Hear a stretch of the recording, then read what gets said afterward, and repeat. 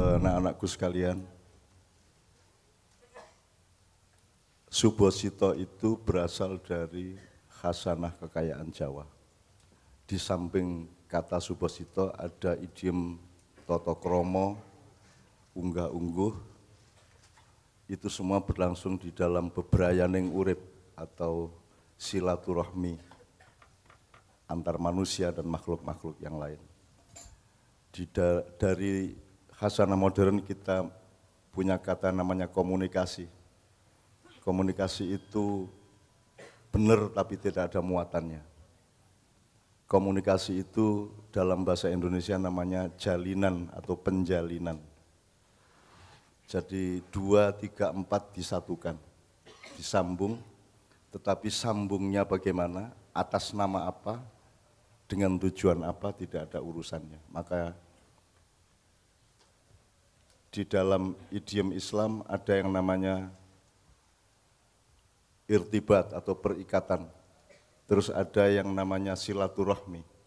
Kata silaturahmi itu adalah komunikasi yang pedomannya adalah mempersambungkan kasih sayang, mempersambungkan cinta kasih. Cinta kasih itu kalau kita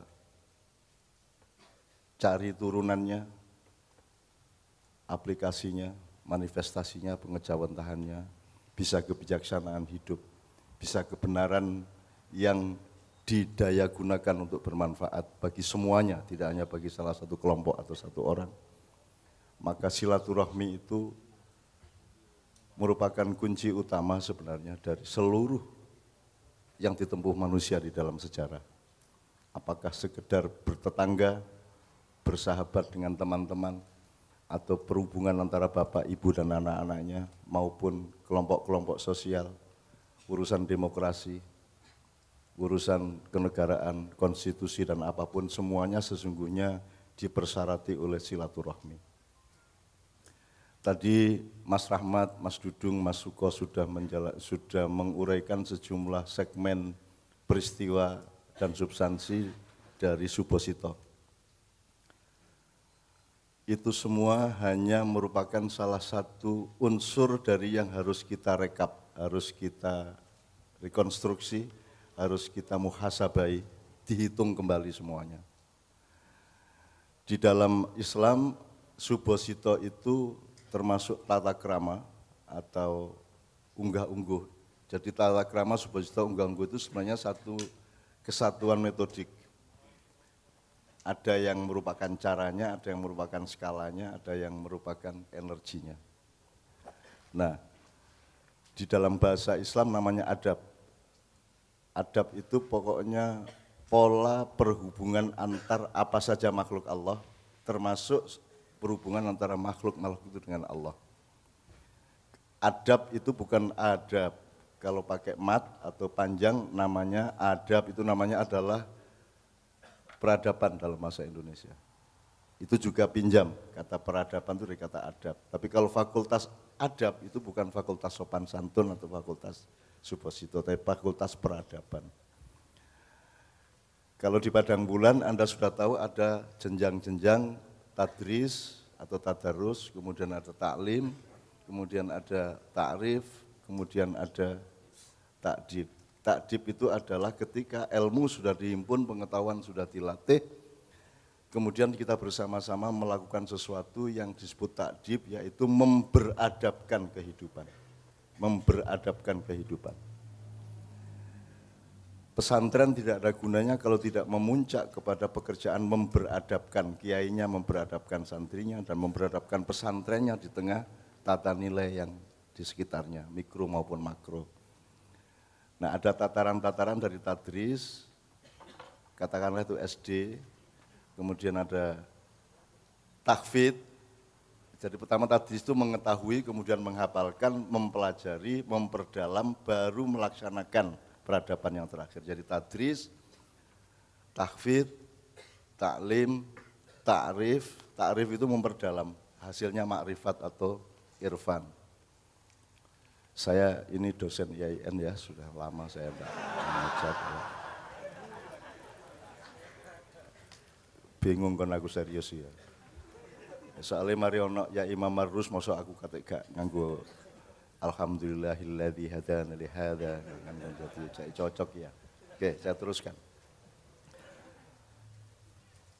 Takdib, sesungguhnya universitas itu adalah laboratorium takdib, bukan orang belajar lagi, tapi orang menerapkan pelajaran dan ilmu sesungguhnya.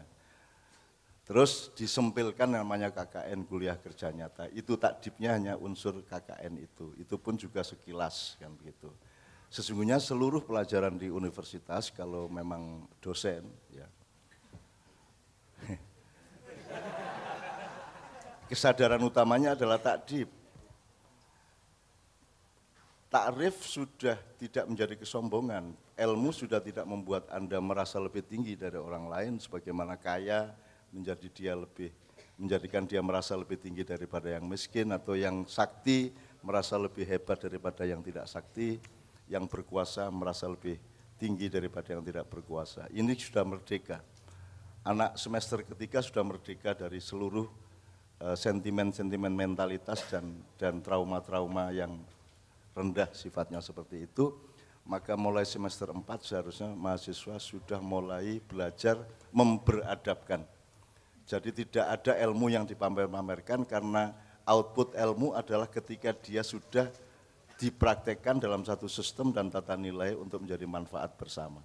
Kalau hanya untuk menjadi manfaat dirinya, maka dia belum takdib. Makanya karier itu sama sekali anti peradaban. Karena karier itu hanya urusan prestasi pribadi dan tidak diukur sama sekali manfaat sosialnya. Jadi makanya di Maiyah kita selalu mengatakan kamu jadi sarjana utama pun itu belum prestasi. Prestasi adalah kalau sebutir beras sudah bisa menjadi manfaat bagi tetanggamu dan orang-orang di sekitarmu.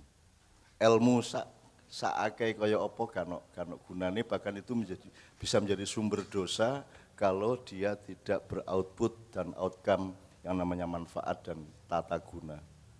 Oke teman-teman sekalian, tapi seluruh yang dibicarakan mengenai Subosito itu hanyalah bagian dari sesuatu yang lebih besar yang harus kita rekap, yang harus kita rekonstruksi, harus kita muhasabah atau kita hitung kembali. Teman sekalian, ini serius, ini nanti Nah, yang disebut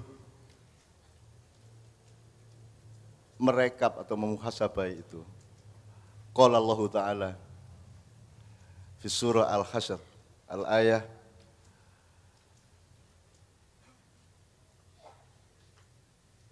19. A'udzubillahi minasyaitonir rajim. Ya ayyuhalladzina amanu ittaqullah wal tandur nafsum ma qaddamat lighad wattaqullah innallaha khabirum bima ta'malun.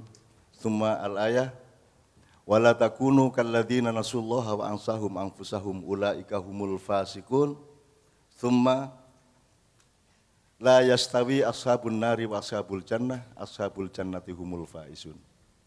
Sadaqallahul azim. Ini 3 ayat ini sebenarnya merupakan metodologi, merupakan frame, merupakan outline berpikir, merupakan mindset untuk mengerjakan dinamika sejarah. Jangan menjalankan sejarah tanpa dinamika, karena dinamika ini yang sebenarnya menjadi alat utama untuk dijajah atau menjajah. Kalau Anda ingin menjajah orang, potong dinamikanya. Kalau Anda ingin mau dijajah, ya Anda sendiri tidak berdinamika. Jadi dinamika itu maksudnya hidup itu bergerak terus-menerus. Jadi tidak ada kebenaran yang berhenti pada 1 detik dan jam tertentu, karena dia akan berkembang lagi, karena letaknya fakta adalah di dalam pemaknaan Anda.